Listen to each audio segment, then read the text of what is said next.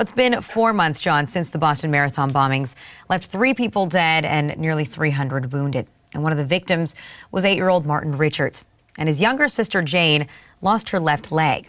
Now, on the 4-month anniversary, the family released a photograph of Jane, who, despite spending 39 days in the ICU and undergoing 12 surgeries, they say is inspiring the family to move forward.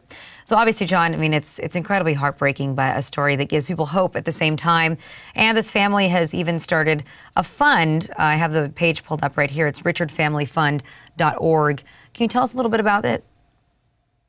I agree with you. This is heartbreaking, but also incredibly inspiring to see an 8-year-old who's going to have to live the rest of her life with, out one of her legs, and the fact that her brother was killed, her parents were injured in this horrific attack. At the same time, to see that, 4 months later, she's learning to walk on a prosthesis, that her family is trying to move forward is very inspirational. And, the family is sharing their stories, and obviously they've raised about $1 million for all the treatments.